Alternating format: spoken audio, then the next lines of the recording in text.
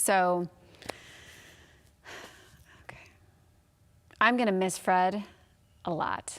And I have a lot of memories with this man that was a legend here in Cleveland.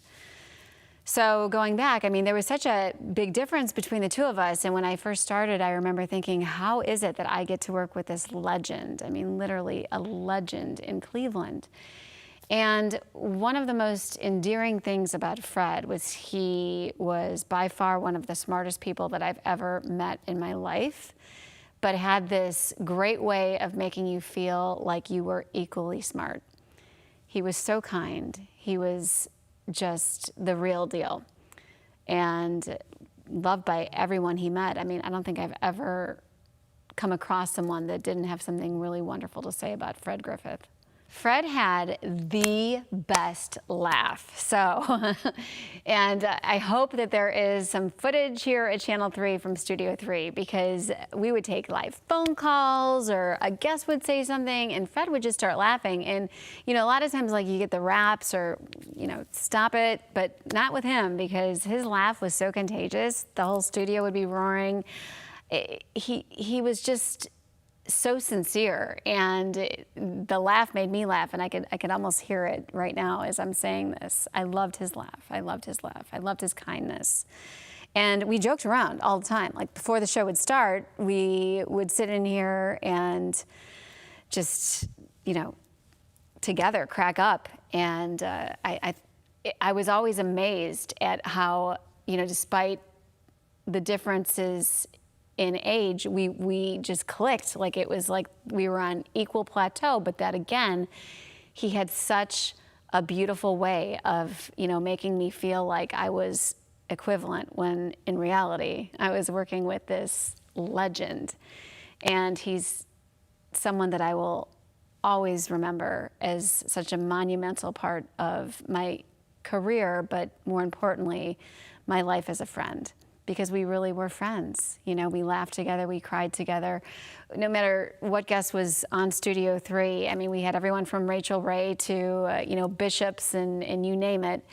But Fred assimilated to any situation, and everybody loved him. And it was like he would take the stack of papers that we had from producers, because it was sort of, you know, like a semi-scripted show, and he would just throw those over his shoulder and always make a point of talking to everybody, and we would just go with it. And it was so sincere, always. And I think people loved him for his sincerity and his kindness. And even if they hadn't met Fred before that day being on Studio 3, or for those guests that, you know, before, I used to watch him on Morning Exchange growing up and think, oh my gosh, I was actually, I mean, if this is out there somewhere, I was on Morning Exchange as a model, like in high school. And I remember thinking, oh, there's Fred Griffith. Like, it was such a big deal to me. And then I was working with him, like, holy cow, like full circle, you know? He really was special. And I think what stands out about Fred in the world that we live now is that he truly was the persona of kindness. He was just walking kindness. There was no sort of attitude. There was no ego. It was just what you saw was what you saw, and that was really him. And I hold him dear to my heart. I always will. He loved to write books. He loved to eat, so he wrote about food. And he jokingly always, I'm like, Fred, you wrote a book about nuts. Like, what the heck? And he, of course, autographed that book for me, which is still sitting on my coffee table and will always be there. And I think of that man daily. I really do. Yeah, I really do. I'm going to miss him a lot. And if he were to walk in this room right now, I would just run up to him and hug him. We hugged every day before the show started, and we hugged before we departed.